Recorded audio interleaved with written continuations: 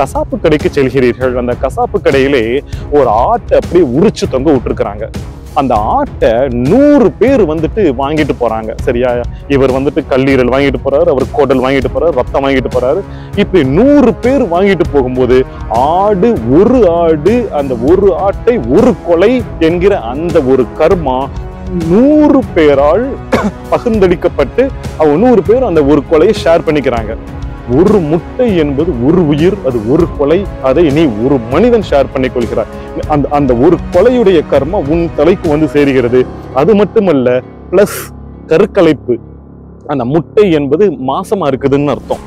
அந்த கருவை கலைச்சிடுற பாவமும் வந்து சேர்ந்து ஏதோ ஒரு சித்தர் வந்துட்டு அவர் வாழ்க்கை முழுவதும் தவம் செய்து உன்னதமான வாழ்க்கையை வாழ்ந்து அவர் அந்த இடத்துல உள்ள புதைக்கப்பட்டிருக்கிறார். அதன் மீது நீங்கள் ஏறி அமர்ந்து அப்படியே கண்ணை மூடுறீங்க. வீட்டுக்கு வர்றீங்க, உங்க உடம்பே கிட்டு கிட்டு கிட்டு கிட்டு கிட்டுன்னு ஆடுது. அந்த வைப்ரேஷன் உங்களை வந்து அடைந்து விட்டது என்பதனால் என்ன நடந்துச்சு? வள்ளலார் இன்னொரு விஷயமும் சொல்கிறார். அது என்னன்னா, புலி சிங்கம் அதெல்லாம் பிறப்பாலேயே சைவம் தான். கடவுள் வந்துட்டு அந்த ஜீவராசிகளை சிருஷ்டிக்கும் பொழுது சைவமாகத்தான் சிருஷ்டிக்கிறார். அது வந்து சாப்பிடுறதுக்கு வந்துட்டு சைவ உணவு இல்லாததனால் அசைவத்தை தேடிக்கொண்டது என்று வள்ளலார் சொல்கிறார். இந்த விஷயத்தில் எனக்கு உடன்பாடு இல்லை. இருந்தாலுமே நாங்க வந்துட்டு சைவம் தான், ஆனா முட்டை மட்டும்தான் நாங்க சாப்பிடுவோம். அதுக்கு பேர் என்னன்னா எக்கட்டேரியன். முட்டை சைவம். இன்னும் ஒண்ணு சொல்லட்டுமா? இந்த பகுதி இருக்குது தெரியுமா? இது ரொம்ப முக்கியமான காந்தம். இந்த 2 கையுமே ரொம்ப முக்கியமான காந்தம். இந்த காந்தத்தை வள்ளலார் எப்போதுமே இப்படிதான் பிடிச்சிட்டு இருப்பார். நம்ம ஜெயலலிதா அம்மா எப்பவுமே இப்படிதான் பிடிச்சிட்டு இருப்பாங்க. யார் யார் இப்படி பிடிச்சுக்கிட்டு இருக்கிறாங்களோ அதெல்லாம் அப்படியே ஒரு லூப் ஒன்று உருவாகிவிடும். இந்த கையை யாருடைய கையோடு போய் நீங்கள் இணைக்கிறீர்களோ அந்த கரண்ட் அப்படியே உங்கள் உடலில் ஏறி நீங்கள் என்ன தாக்கத்தை அனுபவிக்கிறீர்கள் என்பதை வேண்டுமானால் நீங்கள் செய்து பாருங்களேன். 1000 பிறவி பிறக்கிறோம். அந்த 1000 பிறவியிலே விலங்குகளாக பிறக்கிறோம். அந்த விலங்குகளிலிருந்து கடந்து மனிதனாக பல பிறவி பிறக்கிறோம். மனிதனிலிருந்து கடந்து தெய்வமாக போக வேண்டும் என்றால் அதற்கு ஒரே கருவி. ஒரு சில சமயத்துல அந்த செடிகள் கிட்ட உட்காந்து பேசுவார். ஒரு சில சமயத்துல அந்த செடிகள் கிட்ட உட்காந்துக்கிட்டு என்ன பண்ணுவார்னா, இன்னைக்கு நம்ம பார்ட்டி செலிப்ரேட் பண்ணலாமான்னு சொல்லிட்டு சீரியல் பல்ப் எல்லாம் போட்டு கேக் எல்லாம் வெட்டி செடிகளுக்கெல்லாம் நல்ல நல்ல உரங்கள் எல்லாம் போட்டு நீங்கள்லாம் அந்த உரங்களை சாப்பிடுங்கள் என்று தண்ணி எல்லாம் ஊத்திட்டு இவனும் உட்காந்து கேக்கு, ட்ரிங்க்ஸ் இதெல்லாம் சாப்பிட்டுக்கிட்டு மகிழ்ச்சியாக இருப்பார். அப்பொழுது ரீடிங்கை பார்ப்பார். எப்படி இருக்கிறது இந்த செடி, என்ன பேசுது. ஒருவன் அசைவமாக இருக்கும் பொழுது இயற்கையே அவனை எதிர்க்கிறது. ஒருவன் சைவமாக இருக்கும் பொழுது இயற்கையே அவனை கொஞ்சுகிறது. சிக்கட்டேரியன் எல்லாம் இருக்குதான். சிக்கன் மட்டும்தான் சாப்பிடுவோம். நாங்க சைவம் தான். நாங்கள் பன்னிக்கறி சாப்பிடுவதில்லை, பாம்பு கறி, மட்டன் எல்லாம் சாப்பிடுவதில்லை. நாங்கள் சிக்கன் மட்டும்தான் சாப்பிடுவோம். முட்டை கூட சாப்பிடுவதில்லை. நாங்கள் சைவம் தான். இப்படி கடவுளே, இந்த மரத்துல எனக்கு ஆப்பிள் இருக்கு, அந்த ஆப்பிள் தான் எனக்கு தேவை. மரம் எனக்கு தேவையில்லை. இந்த செடியில இந்த கத்திரிக்காய் இருக்குது, அந்த கத்திரிக்காய் தான் எனக்கு தேவை. இந்த செடியுடைய உயிர் எனக்கு தேவையில்லை என்பது போல அந்த நெல்லுடைய உயிர் எனக்கு தேவையில்லை. அந்த நெல் மணி மட்டும் எனக்கு போதும் என்று ஓம் நம சிவாய நமக. அனைத்திலும் மேலான ஆன்மாவை வணங்கி மகிழ்கிறேன். சைவம் அசைவம் என்கிற தலைப்பிலே எத்தனையோ வீடியோக்கள் வந்திருந்தாலும் உங்களோடு ஒரு சில முக்கியமான புள்ளி விவரங்களையும் ஆராய்ச்சிகளையும் பகிர்ந்து கொள்ள வேண்டும் என்று அமர்ந்திருக்கிறேன். முதலிலே எடுத்த எடுப்பிலேயே ஒரு 3 சம்பவங்களை உங்களிடம் நான் விளக்க வேண்டும். அது ரொம்ப ரொம்ப சுவாரஸ்யமான சம்பவங்கள். ஒவ்வொன்றையும் கொஞ்சம் கவனியுங்கள். முதல் சம்பவம், அது எப்பொழுது நடந்தது என்றெல்லாம் தேவையில்லை. பல காலங்களுக்கு முன்பு நடுக்கடல் ஒரு ஏரோப்ளேன் ஒன்று மேலே சென்று கொண்டிருக்கிறது. அதிலே மக்கள் பயணித்துக் கொண்டிருக்கிறார்கள். திடீரென்று ஏரோப்ளேன்ல ஒரு பிரச்சனை, அப்படி வெடிச்சு கீழே விழுகுது. மக்கள் பாதி பேர் செத்து போயிட்டாங்க, பாதி பேர் அந்த கடலுக்குள் விழுந்து தத்தளித்துக் கொண்டிருக்கிறார்கள். உயிரோடு இருக்கிறார்கள். அவர்கள் அந்த லைஃப் போட்டை ஏதோ ஒண்ணு உடம்புல அந்த இது கட்டியிருப்பாங்க, அந்த ஏர் பேக், அதோட அந்த தண்ணியில மிதந்துட்டு இருக்கிறாங்க. அதுல ஒருத்தருங்க வந்துட்டு கான்டாக்ட் பண்ணி நிலத்துல இருக்கவங்க கிட்ட தகவல் கொடுத்தாச்சு. ஹெலிகாப்டர் ஒன்று வந்துகிட்டு இருக்குது உங்களை காப்பாத்துறதுக்குன்னு சொல்லிட்டு கரெக்டா லொகேஷனை, இப்ப மாதிரி எல்லாம் கிடையாது. இப்ப எல்லாம் கூகுள் மேப்பு என்னென்னமோ லொகேஷன் எல்லாம் சொல்லிடலாமே டக்குன்னு. டெக்னாலஜி இப்ப ரொம்ப வேகமாக இருக்கிறதே. அப்படி இல்லை. நான் சொல்வது ஒரு நூற்றாண்டிற்கு முன்புன்னு கூட சொல்லலாம். அப்போ ரொம்ப காலத்திற்கு முன்பு. அப்போ தண்ணுக்குள்ள விழுந்து அது ஹெலிகாப்டர் ஒண்ணு வந்துகிட்டு இருக்குது. இங்க மக்கள் மிதந்து கொண்டிருக்கிறார்கள். இப்பொழுது இன்னொரு பிரச்சனை. என்ன பிரச்சனைன்னா, தண்ணிக்கு அடியில இருக்கும் சுறா மீன்கள் வந்து அந்த உயிரோடு தத்தளித்துக் கொண்டிருப்பவர்களை அப்படி பிடிச்சு தின்னுகிட்டு இருக்குது. பிச்சு கொலை பண்ணி சாப்பிட்டுக்கிட்டு இருக்குது. மீதி இருப்பவர்கள் எல்லாம் பயப்படுகிறார்கள். ஐயோ என்று அவர்கள் இப்பொழுது ஹெலிகாப்டர் வர்றதுக்குள்ள இது நம்மளை கொன்றுமோ என்று பயப்படுகிறார்கள், தத்தளிக்கிறார்கள். அந்த பக்கம் நீச்சல் அடிக்கிறாங்க. கடல்ல எங்க நீச்சல் அடிச்சு எப்படி போய் தப்பிப்பது என்று அப்படியே இருக்கும் பொழுது அதில் ஒரு நபர் அவரை அந்த சுறாமீன் கடிப்பதற்கு வருகிறது. வந்து விட்டு பக்கத்திலே அவரை மோந்து பார்த்து விட்டு சுறாமீன் கடிக்காமல் சென்று விடுகிறது. அவர் அப்பாடா தப்பிச்சோம் என்று மிதந்து கொண்டிருக்கிறார். மறுபடியும் அந்த சுறாமீன்கள் மீதி இருக்கிற அனைவரையும் கடித்து சாப்பிட்டு முடித்து விட்டு இங்க ஒரே ஒருத்தன் இருக்கிறானே இவனையும் சாப்பிடலாம்னு சொல்லிட்டு வருதுக. வந்து இவனை மோந்து பார்த்து விட்டு இவரை மறுபடியும் சாப்பிடாமல் எல்லா சுறாமீன்களும் சென்று விட்டன. ஹெலிகாப்டர் வருகிறது. இவர் ஒருவர் தான் உயிரோடு இருக்கிறார். இவரை தூக்கி கொண்டுட்டு போயிட்டு காப்பாத்துறாங்க. ஒரு உயிர் தான் பிழைத்தது. அவர்கிட்ட நடந்ததெல்லாம் கேட்கிறாங்க. அவர் நடந்ததெல்லாம் சொல்றாரு. விஞ்ஞானிகள் ரொம்ப ஆச்சரியப்பட்டு போனாங்க. ஏன் எல்லாத்தையும் சாப்பிட்ட சுறாமீன் உங்களை மட்டும் சாப்பிடல என்று வச்சு புள்ளி விவரமா அவர்கிட்ட ஒவ்வொரு விஷயமா உட்காந்து கேட்டுட்டு இருக்கிறாங்க. அதை பூரா எழுதிக்கிட்டாங்க. அதை வச்சு அப்படி சர்வே பண்ணிக்கிட்டே இருக்கிறாங்க. என்னன்னு ரொம்ப ஆராய்ச்சி பண்ணிக்கிட்டே இருக்கிறாங்க. அதில் அவர்கள் கண்டுபிடித்த விஷயம் ஒன்றே ஒன்றுதான். அந்த ஒன்றே ஒன்று மட்டும்தான் அவர்களால் அந்த ஆராய்ச்சி மூலமாக கண்டுபிடிக்கப்பட்டது. அது என்னவென்றால், இந்த நபர் சைவம், மீதி இருக்கிற நபர் அனைவரும் அசைவம் என்பதனால் அந்த சுறாமீன் இவரை கொல்லவில்லை, மீதி இருக்கிற அனைவரையும் கொன்றுவிட்டது என்று அவர்கள் கண்டுபிடிக்கிறார்கள். அந்த ஒரு நபர் யார் என்றால் ஜிடி நாயுடு என்கிற ஒரு மாபெரும் மேதை. அந்த ஜிடி நாயுடு வாழ்க்கையில் நடந்த ஒரு பெரிய விபத்து, அதில் நடந்த இந்த சம்பவம், இதை இந்த சைவம் அசைவம் என்பதன் மூலமாக உங்களுக்கு முதல் சம்பவமாக நான் சொல்லிவிடுகிறேன். இரண்டாவது சம்பவம், பிரான்ஸ் நாட்டிலே ஜோசப் பாக்ஸ்டன் என்கிற ஒரு மிகப்பெரிய விஞ்ஞானி. அவர் ஆக்சுவலா இங்கிலாந்து நாட்டுக்காரரு. ஆனா பிரான்ஸ் நாட்டுல அவர் எக்கச்சக்கமான ஆராய்ச்சி பண்ணியிருக்கிறார். அவர் யார் அப்படின்னா ஒரு தாவரவியலர், பாட்டனிஸ்ட் அப்படின்னு சொல்லலாம். தாவரங்களை வச்சு எக்கச்சக்கமான ஆராய்ச்சிகள் அவர் பண்ணிட்டு இருக்கிறார். அவர் பிரான்ஸ் நாட்டுல என்ன பண்றாருன்னா ஒரு லேப் ஒண்ணு நிறுவுகிறார். அந்த லேப்ல என்னன்னா எக்கச்சக்கமான செடிகளை வைத்து விட்டார். அவர் அந்த ஆராய்ச்சியுடைய நோக்கம் என்னன்னா, செடிகளுக்கு உணர்ச்சி இருக்குதா இல்லையா இதை கண்டுபிடிக்கணும், அவ்வளவுதான். ஒரு அழகான லேபு, அது மேல எல்லாம் அப்படியே ஒரு கூடாரம் மாதிரிலாம் போட்டிருக்கிறாரு. செடிகளுக்கு நல்ல அழகா செடி வச்சிருக்கிறாரு அந்த லேப்ல. அந்த செடிகளுக்கு உணர்ச்சிகள் இருக்குதா இல்லையா இதை கண்டுபிடிக்கணும். இதுதான் ஜோசப் பாக்ஸ்டனுடைய நோக்கம். என்ன பண்ணுவார் தெரியுமா? டெய்லி அந்த லெபார்டரிக்குள்ள நுழையும் பொழுது good morning my dear children அப்படின்னு சொல்லிக்கிட்டு தான் உள்ள நுழைவார். அப்பவே அவர் என்ன பண்ணிருக்கிறாரு, நான் ஒண்ணு சொல்ல மறந்துட்டேன். அந்த செடிகளிடம் ஏதோ ஒரு வயர், ஒவ்வொரு செடிகிட்டயுமே ஒரு வயர் ஒண்ணு கனெக்ட் பண்ணியிருக்கிறார். அவர் ஒரு மிஷின் ஒண்ணு கண்டுபிடிச்சிருக்கிறார். அந்த மிஷின் என்னன்னா, அந்த செடிகளுடைய உணர்ச்சியை கண்டுபிடிக்கிற ஒரு மிஷின். ஒவ்வொரு செடியிலிருந்துமே வயரை கனெக்ட் பண்ணி அந்த மிஷின்ல கோர்த்து இருக்கிறார். இப்ப நான் மறுபடியும் என்ன விஷயத்துக்கு வர்றேன். டெய்லி காலையில அவர் கதவை திறந்துகிட்டு போயிட்டு எல்லா செடிகளுக்கும் வாழ்த்து சொல்லுவார். அப்போ அந்த செடிகள் என்ன உணர்ச்சி சொல்லுது அப்படிங்கறத அந்த மிஷின்ல பாப்பார். ஒரு சில சமயத்துல அந்த செடிகள் கிட்ட உட்காந்து பேசுவார். ஒரு சில சமயத்துல அந்த செடிகள் கிட்ட உட்காந்துக்கிட்டு என்ன பண்ணுவார்னா, இன்னைக்கு நம்ம பார்ட்டி செலிப்ரேட் பண்ணலாமான்னு சொல்லிட்டு சீரியல் பல்ப் எல்லாம் போட்டு கேக் எல்லாம் வெட்டி செடிகளுக்கெல்லாம் நல்ல நல்ல உரங்கள் எல்லாம் போட்டு நீங்கள்லாம் அந்த உரங்களை சாப்பிடுங்கள் என்று தண்ணி எல்லாம் ஊத்திட்டு இவனும் உட்காந்து கேக்கு, ட்ரிங்க்ஸ் இதெல்லாம் சாப்பிட்டுக்கிட்டு மகிழ்ச்சியாக இருப்பார். அப்பொழுது ரீடிங்கை பார்ப்பார். எப்படி இருக்கிறது இந்த செடி, என்ன பேசுது, என்ன ரியாக்ட் பண்ணுது அப்படிங்கிறத பார்ப்பார். இதையெல்லாம் நோட் பண்ணிக்கிட்டு வந்துகிட்டே இருக்கிறார். ஒரு சில சமயத்தில் செடிகள் முன்பு அப்படியே உட்கார்ந்து கவலையாக பேசுவார். என் காதலி என்னை விட்டு சென்று விட்டால், என் குடும்பத்துல இந்த பிரச்சனை, எனக்கு டிவோர்ஸ் ஆயிடுச்சு, இந்த மாதிரி எல்லாம் பேசுவார். அப்பொழுது செடிகளுடைய உணர்ச்சி என்னன்னு பார்க்கிறார். கரெக்டா மகிழ்ச்சியாக இருக்கும்பொழுது மகிழ்ச்சியாக அதுவும் குதிச்சுக்கிட்டு இருக்கிறான். நீங்க சோகமாக இருக்கும் பொழுது செடிகளும் ரொம்ப சோகமாக இருப்பதை அந்த மிஷின் காட்டுது. நீங்கள் பயமாக நீங்கள் பேசும்பொழுது அந்த செடியும் பயமாக இருப்பதை அந்த மிஷின் காட்டுது. இதில் உச்சபட்சமாக என்ன நடந்துச்சு அப்படின்னு சொன்னா, ஒரு நாள் இந்த ஜோசப் பாக்ஸ்டன் அவருடைய நண்பரை அழைத்து கொண்டு இந்த லேபுக்குள்ள நுழைகிறார். கதவை திறக்கிறார். கிரீச்னு ஒரு சவுண்டு. என்ன சவுண்டுன்னு சொல்லிட்டு அந்த மிஷின்ல பாக்குறார். அனைத்து செடிகளும் மயக்கம் போட்டு விழுந்து விட்டன அப்படின்னு அந்த மிஷின்ல காட்டுது. என்னடா செடிகளும் பாக்குறது, எல்லா செடியும் அப்படியே மயங்கி விழுந்திருக்குது போல, எல்லாம் அப்படியே உணர்ச்சி இல்லாம கிடக்குது.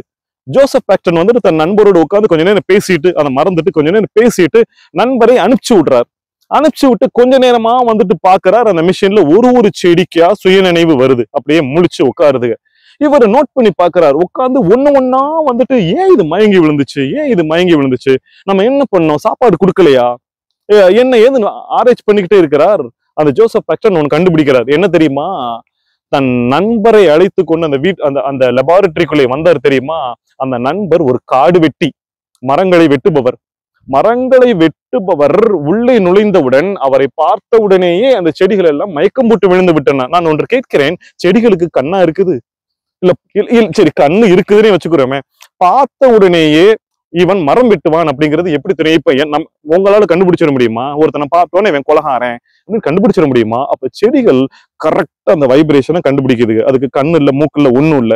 கரெக்டா உள்ளுக்குள்ளே ஒரு அதிர்வு ஒன்று வருகிறது. அந்த அதிர்வு நம்மை கொலை செய்யும் ஒரு கொலைகாரன் என்று பார்த்து, ஐயோ நம்மளை கொலை பண்றதுக்கு வந்துட்டானோ என்று அனைத்து செடிகளும் மயக்கம் போட்டு விழுந்து விட்டன என்பதை ஜோசப் பாக்ஸ்டன் பதிவு செய்கிறார். இந்த ஆராய்ச்சி இன்னும் மிகப்பெரியது. நான் சைவம் அசைவம் என்பதற்காக நான் எடுத்துக்கொள்கிற அளவு இவ்வளவுதான். நான் அடுத்த ஆராய்ச்சிக்கு நான் செல்கிறேன். அடுத்த ஆராய்ச்சி என்னன்னா ரொம்ப சாதாரணமானது. ஒரு சித்தர் இருக்கிறார், ஒரு உன்னதமான தூய்மையான ஒரு சித்தர், ஒரு ஒரு ஒரு சன்னியாசி இருக்கிறார் என்று வைத்துக் கொள்வோம். அவரை சந்திப்பதற்கு ஒரு இளைஞன் ஒருவர் வருகிறார். இந்த இளைஞனும் இந்த சித்தரும் வந்துட்டு ரொம்ப நெருக்கமானவர்கள். இந்த இளைஞன் அந்த சித்தரிடம் உட்கார்ந்து பேசிக்கொண்டே இருக்கும் பொழுது ஒவ்வொரு நாளும் அந்த இளைஞன் சொல்கிறார், நான் உங்க பக்கத்துல உட்காந்து பேசும்போதெல்லாம் உங்களை சுத்தி சுத்தி இந்த பூச்சி எல்லாம் இருக்குது, என்னை வந்து கடிக்குது பாருங்க, என் கையில வீங்கிருச்சு, அப்படியே பெருசா வீங்கிருச்சு, இந்த பூரான் வந்து என்ன கடிக்குது, இந்த எறும்பு வந்து என்ன கடிக்குது. அப்பா அது சொல்லிக்கிட்டு இருக்கும் போதே ஒரு கட்டெரும்பு வந்து அந்த இளைஞனை கடிக்கிறது. இந்த சித்தர் பார்க்கிறார், என்ன இந்த பையனை வந்துட்டு இப்படி கடிக்குது. அந்த அந்த இளைஞன் கேட்கிறான், சுவாமி நான் இப்பதான் வர்றேன் போறேன், நீங்க இங்கதான் இருக்கிறீங்க, இதுகளுக்கு மத்தியில தான் படுத்திருக்கிறீங்க, உங்களை எதுவும் கடிப்பதில்லையா என்று கேட்டால் அந்த சித்தரை பாம்போ தேளோ எந்த எறும்போ எதுவுமே கடிப்பதில்லை என்ற பொழுது அதில் என்ன வித்தியாசம் இந்த பையனுக்கும் அந்த சித்தருக்கும் என்று பார்த்தால், அந்த பையன் காலை மாலை இரவு 3 வேளைகளுமே மாமிசம் சாப்பிடுகிற பையன். இந்த சித்தர் பிறந்ததிலிருந்து சுத்த சைவம். சரி, இப்போ இந்த 3 சம்பவங்களையும் நான் உங்களிடம் நான் சொல்கிறேன். ஜிடி நாயுடு, ஜோசப் பாக்ஸ்டன், இந்த சித்தர். இந்த 3 சம்பவங்கள் மூலமாக நமக்கு தெரிய வந்தது என்ன அப்படின்னு நீங்க பாத்தீங்கன்னா, ஒருவன் அசைவமாக இருக்கும் பொழுது இயற்கையே அவனை எதிர்க்கிறது, ஒருவன் சைவமாக இருக்கும் பொழுது இயற்கையே அவனை கொஞ்சுகிறது, பசியோடு வெறியோடு இருக்கும் பொழுது சுறாமீன் கூட அவனை கொல்லுவதில்லை, அந்த எறும்புகள் கூட கடிப்பதில்லை எனும் பொழுது இயற்கை ஒரு அசைவவாதியை கடிக்கிறது, எதிர்க்கிறது என்பதை தெள்ள தெளிவாக இன்னும் நான் எத்தனையோ ஆராய்ச்சிகளை சொல்லிக்கொண்டே செல்லலாம். அன்றாட வாழ்க்கையிலே நீங்கள் கூட புரிந்து கொள்ளலாம். ஆக இயற்கை எதிர்க்கிறது என்கிற முதல் புள்ளியை இந்த இடத்தில் வைத்துவிட்டு அடுத்த ஒரு விஷயத்திற்கு நான் வருகிறேன். இந்த முட்டை இருக்குல்ல, இப்போ வெஜிடேரியன் ஒண்ணு இருக்கு, நான் வெஜிடேரியன் ஒண்ணு இருக்குது, எக்கட்டேரியன் ஒண்ணு வந்துருச்சான். அதாவது அதுக்கு என்ன காரணம்னா, நாங்க வந்துட்டு சைவம் தான், ஆனா முட்டை மட்டும்தான் நாங்க சாப்பிடுவோம். அதுக்கு பேர் என்னன்னா எக்கட்டேரியன்னா, முட்டை சைவம் என்று அவர்கள் சொல்கிறார்கள். இந்த மாதிரி நிறைய வகை இருக்குது. வேகன் என்று ஒன்று இருக்கிறது. என்னை கேட்டால் அந்த வேகன் என்பவர்கள் ரொம்ப ரொம்ப சுத்தம். அவங்க வந்துட்டு ரொம்ப ரொம்ப உச்சபட்சமான சைவத்தில் இருக்கிறார்கள். சிக்கட்டேரியன் எல்லாம் இருக்குதான், சிக்கன் மட்டும்தான் சாப்பிடுவோம், நாங்க சைவம் தான், நாங்கள் பன்னிக்கறி சாப்பிடுவதில்லை, பாம்பு கறி மட்டன் எல்லாம் சாப்பிடுவதில்லை, நாங்கள் சிக்கன் மட்டும்தான் சாப்பிடுவோம், முட்டை கூட சாப்பிடுவதில்லை, நாங்கள் சைவம் தான். இப்படி எக்கச்சக்கமான, அதாவது மனிதன் வந்து ஐயோ சுயநலத்துக்காக எக்கச்சக்கமாக கூறு போட்டு விடுகிறான். ஒரே ஒண்ணுதான்யா சைவம் அசைவம், அவ்வளவுதான்யா, அவ்வளவுதான். ஆனால் இப்போ இந்த முட்டைக்கு நான் வர்றேன். எக்கட்டேரியன் அப்படின்ற ஒரு விஷயம் வந்துருச்சு. முட்டை சைவம் என்று சொல்கிறீர்கள். நான் ஒன்று கேட்கிறேன். கசாப்பு கடைக்கு செல்கிறீர்கள். அந்த கசாப்பு கடையிலே ஒரு ஆட்டை அப்படியே உரிச்சு தொங்க விட்டுருக்குறாங்க. அந்த ஆட்டை 100 பேர் வந்துட்டு வாங்கிட்டு போறாங்க. சரியா? இவர் வந்துட்டு கல்லீரல் வாங்கிட்டு போறாரு, அவர் குடல் வாங்கிட்டு போறாரு, ரத்தம் வாங்கிட்டு போறாரு. இப்படி 100 பேர் வாங்கிட்டு போகும்போது ஒரு ஆடு அந்த ஒரு ஆட்டை ஒரு கொலை என்கிற அந்த ஒரு கர்மா 100 பேரால் பகிர்ந்தளிக்கப்பட்டு அவங்க 100 பேர் அந்த ஒரு கொலையை ஷேர் பண்ணிக்கிறாங்க. ஒரு முட்டை என்பது ஒரு உயிர், அது ஒரு கொலை, அதை நீ ஒரு மனிதன் ஷேர் பண்ணிக் கொள்கிறாய். அந்த ஒரு கொலையுடைய கர்மா உன் தலைக்கு வந்து சேருகிறது. அது மட்டுமல்ல, பிளஸ் கருக்கலைப்பு. அந்த முட்டை என்பது மாசமா இருக்குதுன்னு அர்த்தம். அந்த கருவை கலைச்சிடுற பாவமும் வந்து சேர்ந்து, இன்னொன்னு நான் கேட்கிறேன், ஒரு ஆம்லேட்டா நீங்க சாப்பிடுறீங்க ஒரு நாள்ல? எத்தனை ஆம்லேட் சாப்பிடுறீங்க? அப்ப ஒரு நாள்ல நீங்க ஒரு 4 ஆம்லேட் சாப்பிடுறீங்கன்னா எத்தனை கொலை, அதுவும் அந்த ஒரு கொலைய 100 பேர் கூட பகிர்ந்தளித்துக் கொள்ளவில்லை, உன் தலையிலேயே வந்து விழுகிறது. பிளஸ் எத்தனை கருக்கலைப்பு. இப்போ எவ்வளவு விஷயம். இப்ப இப்படி சாப்பிட சாப்பிட சாப்பிட சாப்பிட இயற்கை உங்களை எதிர்க்காதா? இந்த புள்ளியை நான் முன்வைக்கிறேன். அடுத்த விஷயத்துக்கு நான் வரேன்.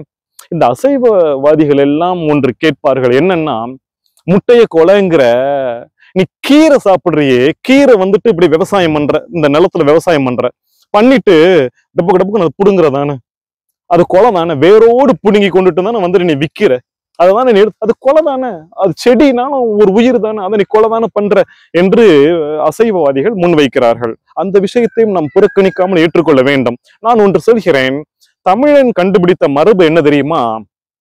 நெல்லு நாத்து நடுவான், நெல்லு வளர்ந்துரும், அவனுக்கு என்ன தேவைன்னா மேலே இருக்கும் நெல் மணி மட்டும்தான், அதை மட்டும் பிடித்து கொண்டு, இங்க பாருங்க, நெல்லு புடுங்கிறது கிடையாது, அறுவடை, அவ்வளவுதான். அதை மட்டும் மறுத்து விட்டு வேரோடு அந்த நெல்லை விட்டு விட்டு சென்று விடுவான். எல்லா விவசாயிக்கும் தெரியும், அதைத்தான் செய்வார்கள். இப்போ மிஷின்லாம் வந்ததுக்கு அப்புறம் எப்படின்றது எனக்கு தெரியல. ஆனால் தமிழனின் மரபு இதுதான். விவசாயத்திலே, அந்த நிலத்திலே நெல்லை இப்படிதான் பிடிச்சு பிடிச்சு அந்த மணியை, ஏன் உங்களுக்கு ரொம்ப ஈஸி அப்படி பிடிங்கிட்டு போறது கிடையாது. இது தமிழனுடைய மரபு, பண்பாடு. உயிரை கொலை செய்து விடக்கூடாது என்பதற்காக அந்த கடவுளே, இந்த மரத்துல எனக்கு ஆப்பிள் இருக்கு, அந்த ஆப்பிள் தான் எனக்கு தேவை, மரம் எனக்கு தேவையில்லை. இந்த செடியில இந்த கத்திரிக்காய் இருக்குது, அந்த கத்திரிக்காய் தான் எனக்கு தேவை, இந்த செடியுடைய உயிர் எனக்கு தேவையில்லை என்பது போல அந்த நெல்லுடைய உயிர் எனக்கு தேவையில்லை, அந்த நெல் மணி மட்டும் எனக்கு போதும் என்று அறுத்து விட்டு சென்றவன் தமிழன் என்பதனால் அந்த உயிரை அப்படியே விட்டு விடுவார்கள். இறைவனாக பார்த்து அந்த செடியை எப்பொழுது கொலை செய்வாரோ அது கொலை செய்து காஞ்சி போகும், அவ்வளவுதான். அடுத்த விவசாயத்திற்கு அவன் தயாராவான் என்பதனால் அதே போல்தான் கீரை பிடுங்குதலிலும் மனிதன் கொஞ்சம் கரெக்டா செஞ்சிருக்கணும். கீரையை மட்டும் எடுத்துட்டு அந்த வேற அப்படியே உயிரோட தான் விட்டு இருந்திருக்கணும். அதையும் நான் சொல்லிக் கொள்கிறேன். எந்த உயிரையும் கொலை செய்யக்கூடாது என்பதையும் சொல்லிவிட்டு அடுத்த விஷயத்துக்கு வருகிறேன்.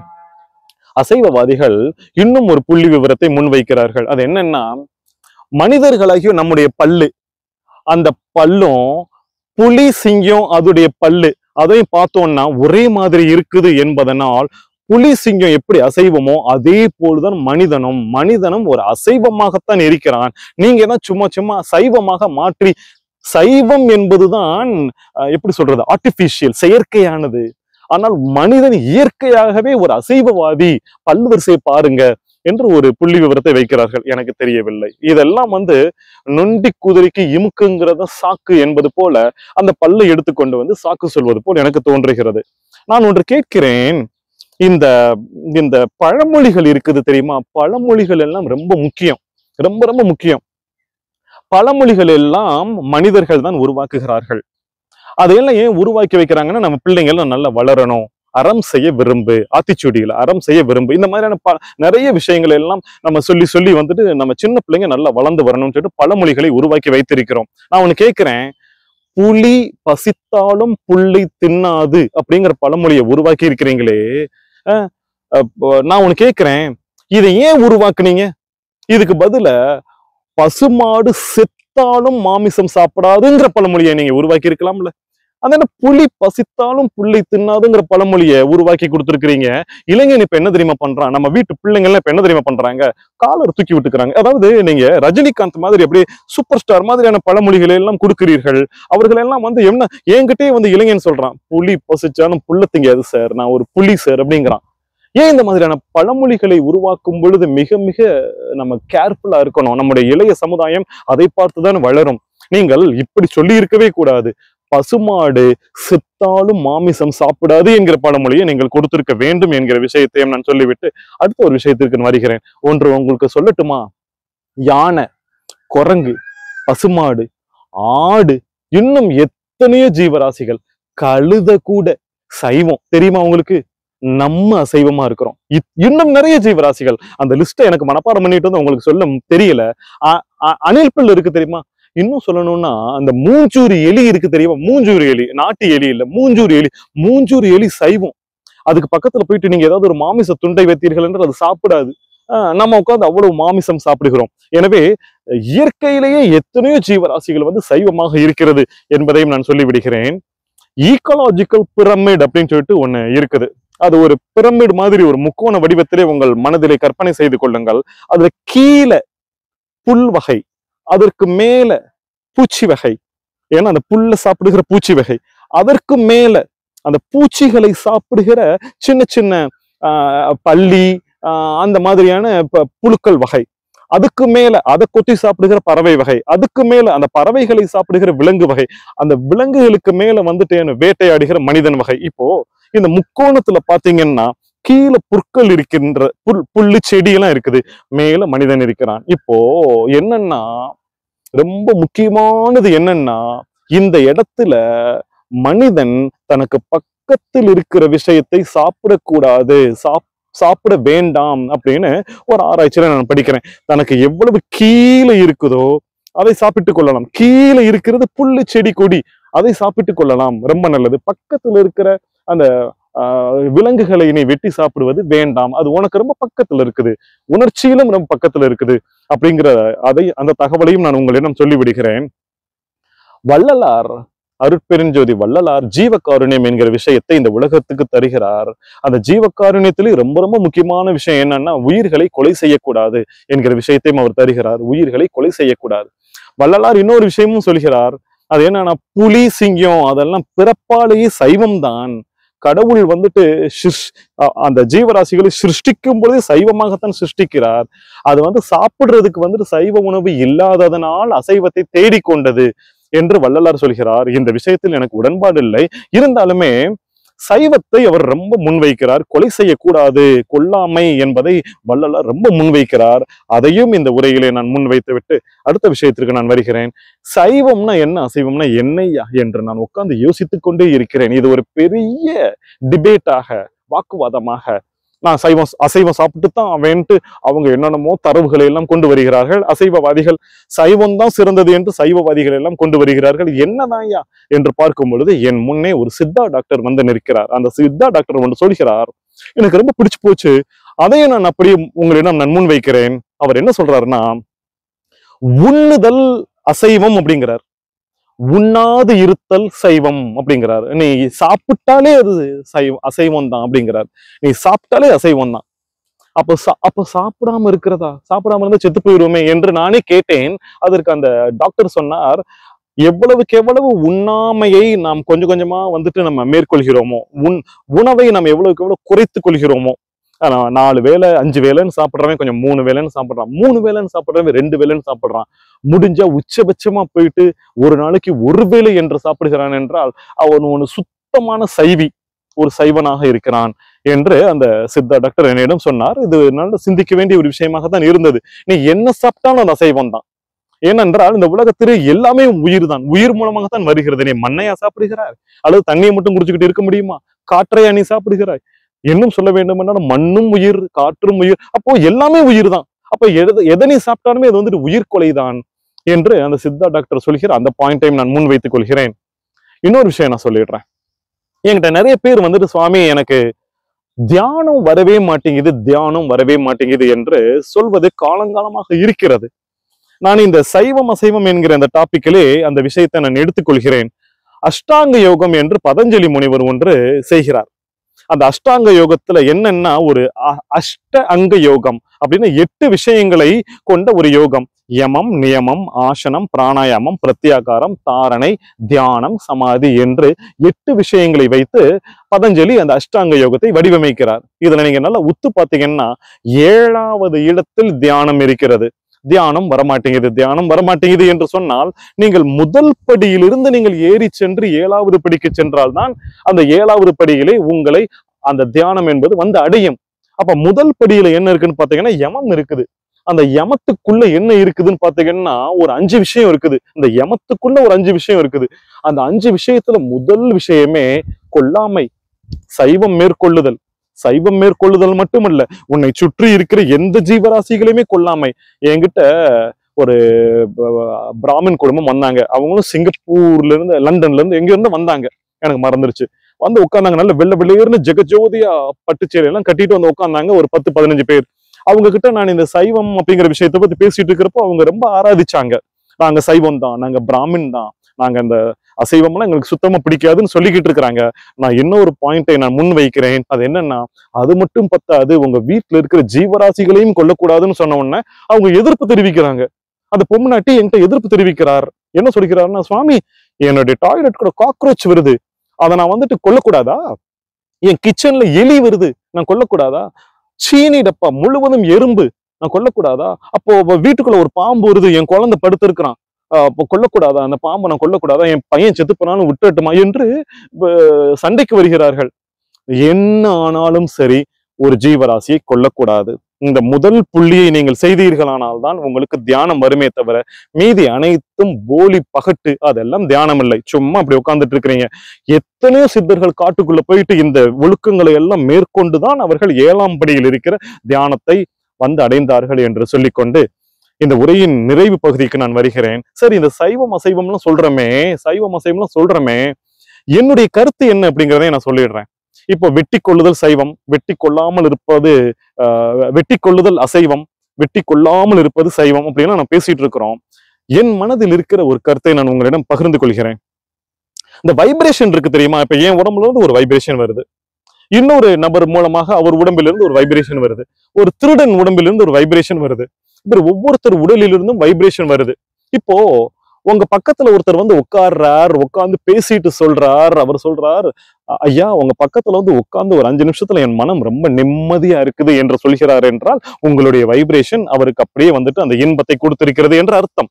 நீங்கள் ஒரு இடத்தில் போய் உட்காருகிறீர்கள் அல்லது ஒரு நபருக்கு அருகில் போய் உட்காருகிறீர்கள், உடனே உங்களுக்கு கோபம் வருது, டென்ஷன் வருகிறது என்றால் அந்த நபர் ஏதோ ஒரு கொலையாளியாகவோ அல்லது தவறான சிந்தனை கொண்ட ஒரு மனிதனாகவோ அந்த வைப்ரேஷனை அவர் வைத்திருக்கிறார் என்று அர்த்தம். இப்போ நான் கேட்கிறேன், ஒரு மனுஷனோட உடம்புல இருந்து வர்ற வைப்ரேஷனே உங்களை இந்த அளவுக்கு பாதிக்கிறது.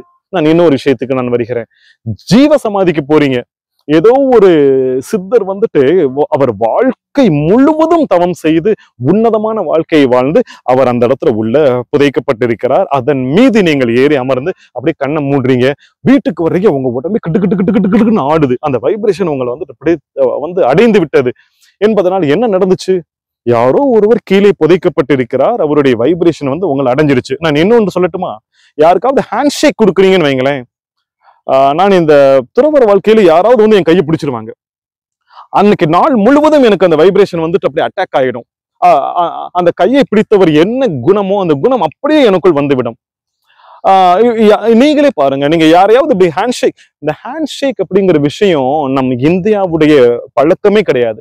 நம்ம இந்தியாவுல தொன்று தொட்டு அது ஆணுமாக இருந்தா கூட நமஸ்காரம் தான் செய்து கொள்வார்களே தவிர, இந்த ஹேண்ட்ஷேக் என்பது இங்கிலீஷ்காரன் உள்ள வந்தான், அவன் தான் ஒருத்தனை தொட்டுக் கொள்ளுங்கள் என்று ஹேண்ட்ஷேக் செய்து கொள்வார்கள். அப்படி ஹேண்ட்ஷேக் பண்ணும்போது அவருடைய வைப்ரேஷன் அப்படியே. இன்னும் ஒண்ணு சொல்லட்டுமா? இந்த பகுதி இருக்குது தெரியுமா, இது ரொம்ப முக்கியமான காந்தம். இந்த 2 கையுமே ரொம்ப முக்கியமான காந்தம். இந்த காந்தத்தை வள்ளலார் எப்போதுமே இப்படிதான் பிடிச்சிட்டு இருப்பாரு. நம்ம ஜெயலலிதா அம்மா எப்பவுமே இப்படிதான் பிடிச்சிட்டு இருப்பாங்க. யார் யார் இப்படி பிடிச்சுக்கிட்டு இருக்கிறாங்களோ அதெல்லாம் அப்படியே ஒரு லூப் ஒன்று உருவாகிவிடும். இந்த கையை யாருடைய கையோடு போய் நீங்கள் இணைக்கிறீர்களோ அந்த கரண்ட் அப்படியே உங்கள் உடலில் ஏறி நீங்கள் என்ன தாக்கத்தை அனுபவிக்கிறீர்கள் என்பதை வேண்டுமானால் நீங்கள் செய்து பாருங்களேன். இதை நான் ஏன் தெரியுமா சொல்றேன்?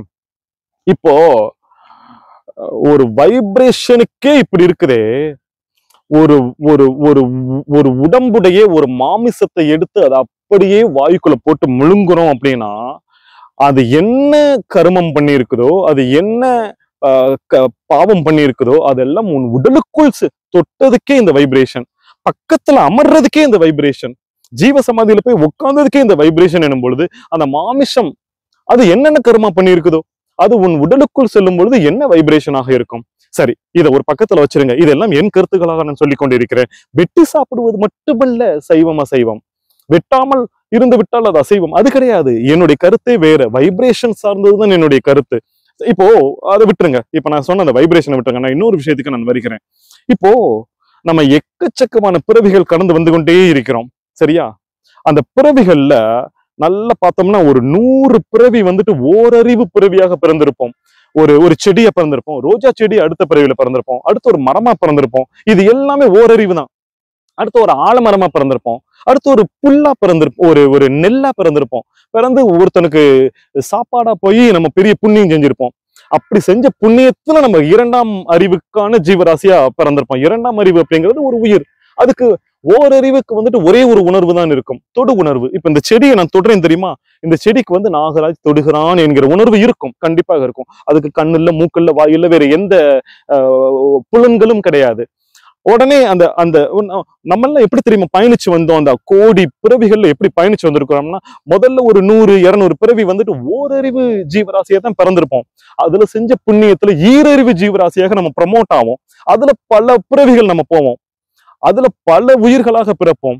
எப்படி ரோஜா செடி, நெல்லு, மரம், செடின்னு பிறக்கிற மாதிரி புழு, அந்த புழு, இந்த புழுன்னு பிறந்துட்டு அடுத்து மூவறிவு ஜீவராசி, 4 ஜீவராசின்னு ஒவ்வொரு அறிவுக்குமே 100 பிறவி, 200 பிறவி, 500 பிறவி அப்படி பிறந்து பிறந்து பிறந்து 5 அறிவுலயே நம்ம எக்கச்சக்கமான ஜீவராசிகள் இருக்கின்றன. குரங்கு இருக்குது, புலி இருக்குது, சிங்கம் இருக்குது, மான், புலி, கரடி, முயல், ஆடு, மாடுன்னு அது ஒண்ணுமே ஒரு வாழ்க்கையாக அனுபவித்து கடைசியில் 6ஆம் அறிவாக மனிதனாக நம்ம வந்திருக்கிறோம். இப்ப பாருங்க, நீங்க செக்யூரிட்டியை வேலை பார்த்து, குமாஸ்தாவாக வேலை பார்த்து, டெபுட்டி தாசில்தாராக வேலை பார்த்து, தாசில்தார், டெபுட்டி கலெக்டர், கலெக்டர்னு மேல வந்ததுக்கு அப்புறம் அது எவ்வளவு பெரிய உயர் பதவி அது என்பது போல மனிதனாக 6 ஜீவராசியாக வந்துட்டீங்க.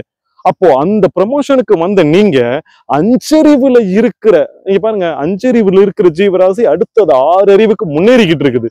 அப்படி முன்னேறிக்கிட்டு இருக்கிற அது என்னென்ன கர்மா பண்ணிக்கிட்டு இருக்குது, அந்த கர்மாவெல்லாம் பண்ணிட்டு அதுல இருந்து புண்ணியமானாக ஆகித்தானே நம்ம 6 அறிவுக்கு வந்திருக்கிறோம்.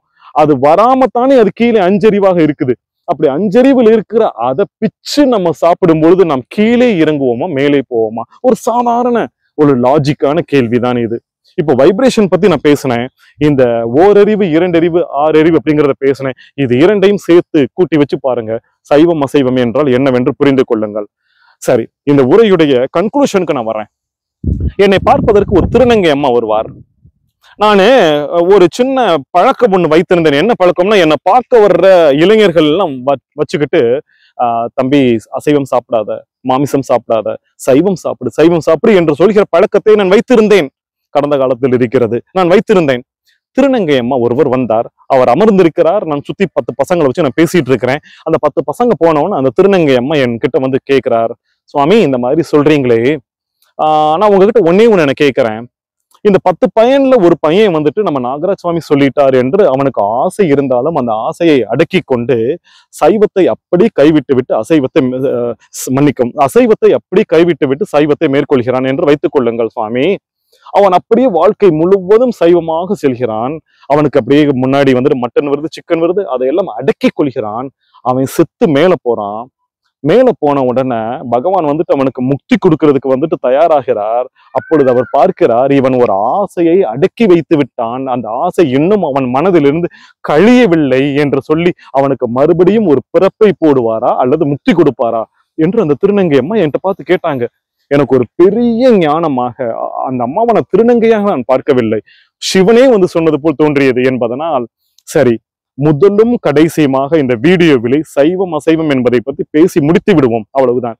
இதை யார் காதுக்கு போய் சேர்கிறதோ, யார் புண்ணியம் செஞ்சிருக்கிறாங்களோ அவர்கள் எல்லாம் சைவமாக மாறிக்கொள்ளட்டும், அல்லது அவர்கள் அந்த அசைவத்துடைய அந்த ஆசையை கழித்து முடித்து விட்டு எந்த பிறவியிலே அவர்கள் சைவமாக மாறுவதற்கு அவருக்கு கொடுப்பினை இருக்கிறதோ சைவமாக மாறிக்கொள்ளட்டும் என்று என்னுடைய எல்லா புள்ளி விவரங்களையும் இந்த இடத்தில் சொல்லிவிட்டு, சைவம் தான் உங்களை மேல்நிலைக்கு கொண்டு செல்லும், அசைவம் உங்களை மேல்நிலைக்கு கொண்டு செல்லாது என்பதை இந்த இடத்தில் முடிவாக சொல்லி நான் விடைபெறுகிறேன். ஏனென்றால் நாம் 1000 பிறவி பிறக்கிறோம். அந்த 1000 பிறவியிலே விலங்குகளாக பிறக்கிறோம். அந்த விலங்குகளிலிருந்து கடந்து மனிதனாக பல பிறவி பிறக்கிறோம். மனிதனிலிருந்து கடந்து தெய்வமாக போக வேண்டும் என்றால் அதற்கு ஒரே கருவி சைவம் தான், அசைவம் இல்லை என்பதை புரிந்து கொள்ளுங்கள். ஓம் நம சிவாய நமக.